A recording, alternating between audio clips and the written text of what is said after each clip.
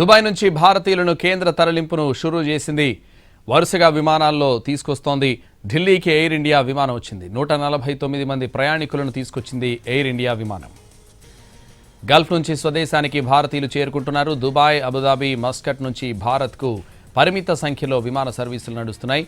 Dubai, Abu Dhabi నుంచి 2 విమానాలు ఢిల్లీకి చేరుకున్నాయి. యుద్ధం కారణంగా దుబాయ్లో చిక్కుకున్న పివి సింధు విమాన సర్వీసులు ప్రారంభం కావడంతో బెంగళూరు చేరుకుంది. ఢిల్లీ, ముంబై, కొచ్చి, బెంగళూరుకు విమానాలు చేరుకున్నాయి. ఈ విషయాన్ని సింధు ఎక్స్లో వెల్లడించారు. సురక్షితంగా బెంగళూరుకు చేరుకున్నారని తెలిపారు. గడిచిన కొన్ని రోజులు అత్యంత అనిశ్చిత పరిస్థితులు ఎదుర్కొన్నారని గుర్తు చేసుకున్నారు. ఎట్టకేలకు ఇంటికి చేరుకోగలిగారని ట్వీట్ చేశారు.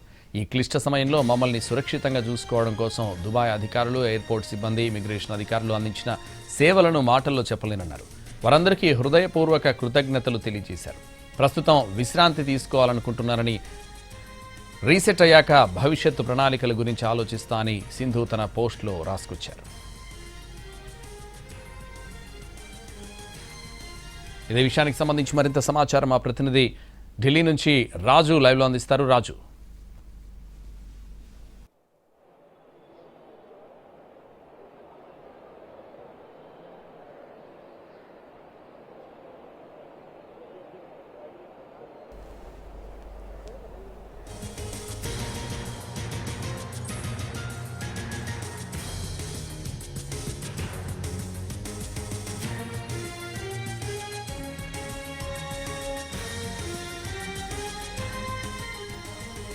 ఆల్ ఇంగ్లాండ్ బ్యాడ్మింటన్ ఛాంపియన్షిప్ కోసం గత వారం ఇంగ్లాండ్ బయలుదేరిన సింధు అమెరికా, ఇజ్రాయెల్, ఇరాన్ ఘర్షణల కారణంగా దుబాయ్ విమానాశ్రయంలో చిక్కుకుపోయింది. ఉద్రిక్తతల నేపథ్యంలో గత శనివారం నుంచి విమాన సర్వీసులు రద్దు కావడంతో ఆమె ప్రయాణం ఆగిపోయింది. అప్పటి నుంచి దుబాయ్లోనే సురక్షిత ప్రాంతంలో ఉండాల్సి వచ్చింది. ఈ క్రమంలోనే యుఏఈ, భారత్ అధికారుల సమన్వయంతో అక్కడ చిక్కుకున్న భారతీయులను స్వదేశానికి తీసుకొచ్చే ఏర్పాట్లు చేశారు. దీంతో సింధు బెంగళూరుకు చేరుకున్నారు.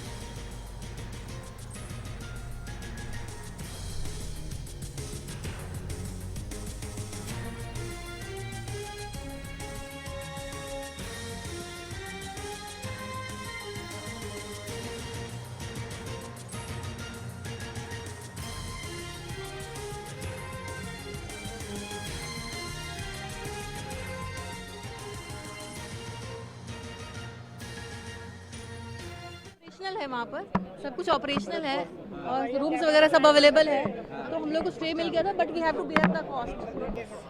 मतलब बहुत महंगा है हर जगह वहाँ पर, तो टूरिस्ट लोग जो फंसे हुए हैं उन लोग के लिए बहुत ही इकोनॉमिकली उनको बहुत इम्पैक्ट हो रहा है बस. अच्छा जी, टूरिस्ट लोग जो फंसे हुए हैं उन लोग के लिए बहुत ही इकोनॉमिकली उनको बहुत इम्पैक्ट हो रहा है बस. अच्छा, जिस तरह से आप बच्चे परिवार के, क्या इन घटनाओं की वजह से आप लोग आए इधर, ये सोचा कि हमें आना चाहिए? नहीं, हम तो टूरिस्ट थे, हमारा 28 को आना ही था हमारे को, लेकिन फ्लाइट कैंसिल हो गया. अब 4 दिन से हम लोग रहे थे, लेकिन एयर इंडिया ने हम लोग को फिर रातों रात बुलाया. Like as it used to function, spirits are high, government is very supportive there. That's what I heard. Even the tourists who are stranded, they're getting free accommodation, food, everything. So government is very supportive. Fully supported by the government for the Indian citizens. Yeah, Dubai government is very supportive that way. Your good name? Varun. Okay, thank you so much. हाँ, देखे धमाका देखे, लेकिन वो सब interception ही था, तो intercept हो रहे थे चीजें. दुबई से. और आप रहते हैं नोएडा में? नोएडा. गए कब थे आप? हम लोग 22 तारीख को. हाँ, 22. आप कह रहे माहौल टेंस है, लेकिन इतना डरावना नहीं है. ऐसा डरावना नहीं, दुबई में नहीं. इस फ्लाइट में कितने लोग आ रहे हैं साथ में? हम लोग करीब 150, मतलब 160 प्लस आए लोग. सब कुछ ऑपरेशनल है वहाँ पर, सब कुछ ऑपरेशनल है. భారతీయులను కేంద్ర తరలింపును షురూ చేసింది. వరుసగా విమానాల్లో తీసుకొస్తోంది. ఢిల్లీకి ఎయిర్ ఇండియా విమానం వచ్చింది. 149 మంది ప్రయాణికులను తీసుకొచ్చింది ఎయిర్ ఇండియా విమానం. ఇదే విషయానికి సంబంధించి మరింత సమాచారం మా ప్రతినిధి రాజు ఢిల్లీ నుంచి లైవ్లో అందిస్తారు. రాజు. ఎస్ సంతోష్, కొంత యుద్ధ పరిస్థితుల నుంచి నిజంగా భారత్ పౌరులు రిలాక్స్ అవుతున్నారని చెప్పుకోవచ్చు. ఎప్పుడైతే మొత్తం గల్ఫ్ దేశాల్లో ఉన్నటువంటి పరిస్థితుల నేపథ్యంలో దాదాపు 9 దేశాల్లో ఏ విధంగానైతే ఎయిర్ స్పేస్ మొత్తం కూడా క్లోజ్ చేశారు. దాంతో అక్కడి నుంచి ఏ ఒక్క విమానం కూడా 3 రోజుల నుంచి ప్రయాణించినటువంటి దాఖలాలు లేవు. ఇక్కడ నుంచి వెళ్లాల్సినటువంటి విమానాలు, అక్కడి నుంచి రావాల్సినటువంటి విమానాలు, దాంతో ప్రజలు మాత్రం తీవ్ర ఇబ్బందులు పడ్డారు. పైగా అక్కడి నుంచి ఎన్ని రోజుల పాటు అదే విదేశాల్లోనే ఉండాల్సి వస్తుందా, లేదంటే నిజంగా భారత్కు వెళ్ళగలుగుతామా అన్నటువంటి టెన్షన్ పడ్డటువంటి వాళ్ళే ఎక్కువగా కనిపించారు. ఈ పరిస్థితుల్లో ఏదైతే కొన్ని విమానాలిక తమ సేవలను పునరుద్ధరించాయి. ముఖ్యంగా ఏదైతే గల్ఫ్ దేశాల్లో అంటే దుబాయ్, అరేబియాతో పాటు మరికొన్ని దేశాల్లో ఎక్కువ ప్రభావం లేనటువంటి ప్రాంతాల నుంచి ఇక ఎయిర్లైన్స్ తమ సేవలను ప్రారంభించాయి. అందులో భాగంగానే ఈరోజు ఉదయం పివి సింధుతో పాటు మరికొంతమంది బెంగళూరుకు చేరుకుంటే ఇంకొంతమంది అటు బాంబేకి కూడా చేరుకున్నారు. ఇప్పుడు కొద్దిసేపటి క్రితమే ఢిల్లీకి కూడా 149 మందితో ఎయిర్ ఇండియా విమానం రీచ్ అయింది. సో ప్రస్తుతం ఎయిర్పోర్ట్లో కూడా మనం పరిస్థితులు స్పష్టంగా చూడొచ్చు. ఎందుకంటే కొంత ఇంటర్నేషనల్ ఫ్లయింగ్ జోన్లో మాత్రం మనం చూస్తున్నాము మెల్లిమెల్లిగా కొంత ఫ్లోటింగ్ అనేది కనిపిస్తుంది. నిన్న మొన్నటి వరకు విమానాలు వస్తాయా, అసలు వెళ్ళగలుగుతామా అన్నటువంటి ఒక టెన్షన్ కనిపించింది. కానీ ఏ విధంగానైతే అక్కడ తీవ్రత తక్కువగా ఉన్నటువంటి ఎయిర్పోర్ట్స్ నుంచి మాత్రం ఎయిర్ లిఫ్ట్ స్టార్ట్ అయిందని చెప్పుకోవచ్చు. సో దాంతో ప్రయాణికులందరూ కూడా అటు గల్ఫ్లో చిక్కుకున్నటువంటి వాళ్ళు ఒక్కొక్కరిగా ఇండియాకు చేరుకుంటున్నారు. మరోవైపు అవి కనుక రిటర్న్ వెళ్తే ఇక్కడ నుంచి కూడా వెళ్ళేటటువంటి అవకాశాలు కనిపిస్తున్నాయి. మనం చూడొచ్చు ప్రయాణికులందరూ వాళ్ళు ప్లాన్స్ చేసుకుంటున్నారు ఢిల్లీ నుంచి మళ్ళీ గల్ఫ్ వెళ్ళేటటువంటి వాళ్ళు కూడా. సో ఈ విధంగా అంటే దాదాపు ఏదైతే భారతీయులు అంటే ఇప్పుడు మొత్తం గల్ఫ్ ప్రాంతంలో గనక భారతీయులను మనం పరిశీలిస్తే దాదాపు అంటే 1 కోటి మంది వరకు ఉండొచ్చని చెప్పి కూడా ఇప్పటికే లెక్కలు వేస్తున్నారు.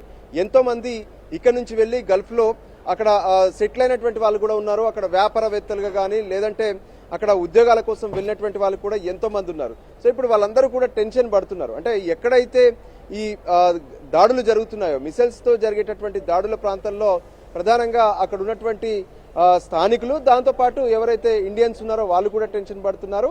అందుకే ఏమాత్రం అవకాశం ఉన్నా వెనువెంటనే అక్కడి నుంచి ఎవాక్యులేట్ చేయాలనే విషయాన్ని భారత ప్రధాని నరేంద్ర మోడీ ఆయా దేశాల ప్రధానమంత్రులతో ఎప్పటికప్పుడు మాట్లాడుతున్నారు. దానికి అనుగుణంగానే పరిస్థితులు అనుకూలిస్తే వెంటనే అక్కడి నుంచి ఫ్లైట్స్ రన్ చేస్తున్నారు. దానికి అనుగుణంగానే దాదాపు ఈ రోజు 4 విమానాలు రన్ అవుతున్నాయి. అందులో భాగంగానే ఇప్పటికే దాదాపు ఢిల్లీ ఎయిర్పోర్ట్ కు 149 మంది రీచ్ అవుతే మిగతా బెంగళూరు కావచ్చు, బాంబేకి కూడా కొన్ని విమానాలు ల్యాండ్ అయ్యాయి. మొత్తానికి కొంత భారతీయులు అయితే ఊపిరి పీల్చుకుంటున్నారని చెప్పుకోవచ్చు. ఎందుకంటే ఇప్పటి వరకు ఎంతో టెన్షన్ పడ్డారు. అక్కడికి వెళ్ళినటువంటి వాళ్ళు టూరిస్టులుగా వెళ్ళినటువంటి వాళ్ళు అక్కడే ఉండిపోవాల్సి వచ్చింది. ఆ తర్వాత మిగతా ఏదైతే వ్యాపారాల కోసం వెళ్ళినటువంటి వాళ్ళు కూడా అక్కడే ఉండిపోవాల్సి వచ్చింది. సో ఇప్పుడిప్పుడే కొంత సెటిల్ డౌన్ అవుతున్నటువంటి పరిస్థితి కనిపిస్తుంది. అయితే ఇరాన్ నుంచి వస్తున్నటువంటి దాడులను కూడా కొంత పరిశీలించాల్సినటువంటి అవసరం ఉంది. అందుకే ఎయిర్ స్పేస్లు అన్నింటినీ కూడా పరిశీలించిన తర్వాత ఎక్కడి నుంచి మాత్రమే వెళ్ళగలిగినటువంటి పరిస్థితులు ఉన్నాయో అక్కడి నుంచి మాత్రమే ఫ్లైట్స్ ను రన్ చేస్తున్నారు. దానికి అనుగుణంగా ఒక్కొక్క ఫ్లైట్ ఇప్పుడు భారతీయులను తీసుకొని ఢిల్లీకి వస్తుంది, అంతేకాదు ఇండియాకు కూడా వస్తుంది అని చెప్పుకోవచ్చు. అయితే ఇందులో కీలకంగా చూస్తే అంటే ఇరాన్, ఇజ్రాయెల్ ఎయిర్ స్పేసెస్ మొత్తం క్లోజ్ చేసి పెట్టారు. దాంతోపాటు ఏదైతే అరేబియా కావచ్చు లేదంటే సౌదీ కావచ్చు, దాంతోపాటు కువైట్ మరికొన్ని ప్రాంతాల్లో ప్రస్తుతం ఉన్నటువంటి పరిస్థితుల నేపథ్యంలో అక్కడ ఎయిర్ స్పేస్ని క్లోజ్ చేశారు. అంటే అక్కడ పూర్తి స్థాయిలో దాడులేం జరగట్లేదు. కానీ ఏ విధంగానైతే ఇరాన్ ఒకవేళ అమెరికా స్థావరాలపైన దాడి చేసినటువంటి క్రమంలో అదే సమయంలో ఒకవేళ ఫ్లయింగ్లో ఉన్నటువంటి ఫ్లైట్స్ కానీ లేదంటే ఎయిర్పోర్టులో కానీ దాడులు జరిగే అవకాశం ఉంటుందని చెప్పి ముందస్తు జాగ్రత్తగా ఈ 3 రోజుల పాటు మొత్తం ఎయిర్ స్పేసెస్ అన్నింటినీ కూడా క్లోజ్ చేశారు. ప్రస్తుతం కొంత ఇప్పుడు ఫ్లైట్స్ అయితే రన్ అవుతున్నటువంటి పరిస్థితి ఉంది. దాని ద్వారా ప్రయాణికులు ఒక్కొక్కరుగా ఇక ఇండియాకు చేరుకుంటున్నటువంటి పరిస్థితి కనిపిస్తుంది. మరోవైపు ఏ విధంగానైతే భారత విదేశాంగ శాఖ ఎప్పటికప్పుడు సమన్వయం చేస్తుంది, అక్కడ ఉన్నటువంటి ఎంబసీల ద్వారా అంటే మొత్తం గల్ఫ్ దేశాల్లో ఉన్నటువంటి ఎంబసీల ద్వారా అక్కడ ఉన్నటువంటి ప్రతి ఒక్కరికి సరైనటువంటి సమాచారాన్ని అందిస్తూ అంటే వాళ్ళు సురక్షిత ప్రాంతాల్లో ఉండాలనేది ఒకటైతే మిగతాది ఫ్లైట్స్ రన్ అవుతూ వాళ్ళకి ఇన్ఫర్మేషన్ ఇస్తామని చెప్పారు. దానికి అనుగుణంగానే ఇంటర్నెట్ సేవలు అందుబాటులో ఉన్నటువంటి వాళ్ళు ఎప్పటికప్పుడు ఫాలో అవుతున్నారు. కొన్ని చోట్ల అంటే తీవ్రమైనటువంటి పరిస్థితులు ఉన్నటువంటి చోట ఇంటర్నెట్ సేవలు కూడా ఇప్పటికే ఆగిపోయినటువంటి పరిస్థితులు కూడా ఉన్నాయి. సో అక్కడ ఉన్నటువంటి వాళ్లకు ప్రత్యేక సమాచారాన్ని కూడా ఎప్పటికప్పుడు అందించేటటువంటి ప్రయత్నాలు ఇండియాకు సంబంధించినటువంటి ఎంబసీ అధికారులు చేస్తూనే ఉన్నారు. మరోవైపు ఏదైతే దేశంలో ఉన్నటువంటి వివిధ రాష్ట్రాలు కూడా ఇప్పటికే కాల్ సెంటర్లను ఏర్పాటు చేశాయి.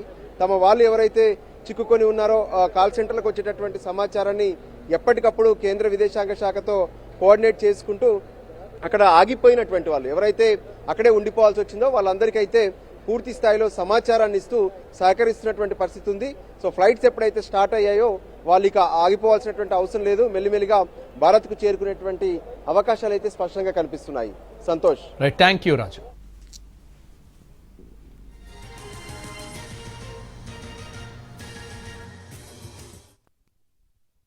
My name is Deepa. I am from Noida only. हम लोग एज ए टूरिस्ट गए थे, me and my family, husband and my son. तो हम लोग का रिटर्न था 28 फरवरी को, और उसी टाइम पर ही ये सब हुआ और हम लोग की फ्लाइट कैंसिल हो गई. If the border will be open, if your visa is correct or not, if you will find people or not, if you will find taxis or not, and how much they will charge. So from that point of view, God willing, we have the resources कि हमने वो किया. इसीलिए मैं किसी को ये भी नहीं बोल रहा हूँ कि you go and do it, because रात में I think 9:30 बजे I was, we crossed over the